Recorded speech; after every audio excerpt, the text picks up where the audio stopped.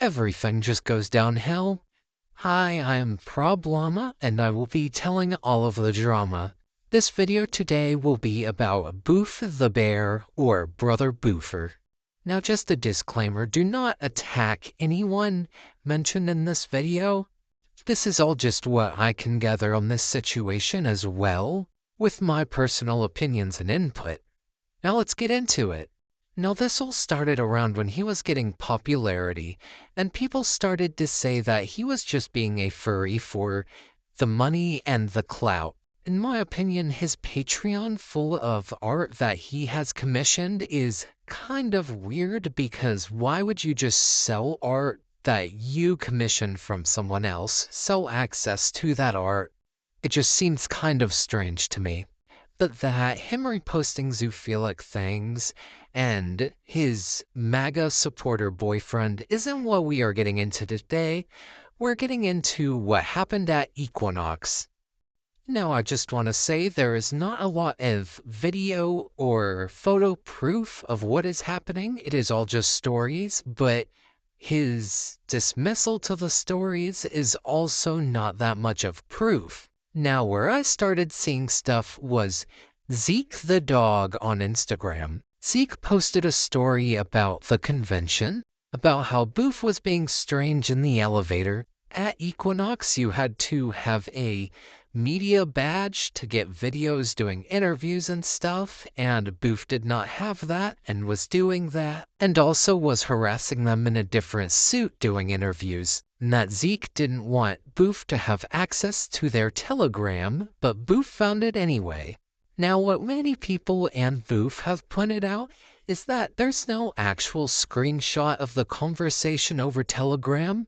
But honestly, if I was in that position, I would delete the chat and block instantly as well. Not every person thinks screenshot first, then block. Could have been on panic mode. Now, Boof posted a chat about his friend that was with them and him having a conversation about the room being clear, and said that was proof that he wasn't out at that time. And honestly, that just proves him and his friend had a conversation about the room being clear. It doesn't really prove that he wasn't out at that time. Now back to Zeke's story. Zeke said that Boof was kicked out of the con space for a little bit over filming without the media pass. Boof took that as, "You're saying I've been kicked out of the convention entirely." No, he was just kicked out of the main con space. That was all that was said. So Boof posted him with his con badge, basically saying, "I was never kicked out of the con, you're such a liar," even though he just said con space, not convention entirely. Now, Boof reposted this, which was also a reply from one of the people he interviewed, which basically said he was nice to us and is defending that he wouldn't have done that to anyone because he was nice to them, which of course never is valid as an argument.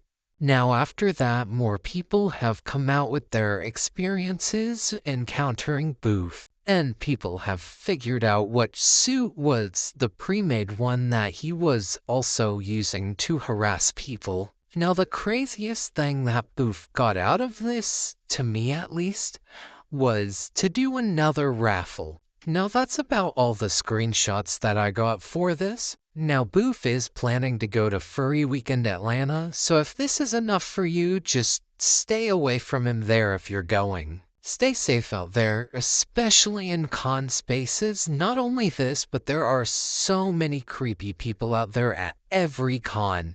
Report anyone suspicious to con staff right away at any given moment. And if you feel uncomfortable with anyone, trust that gut feeling, and if you can, start recording immediately. I'll see you another day.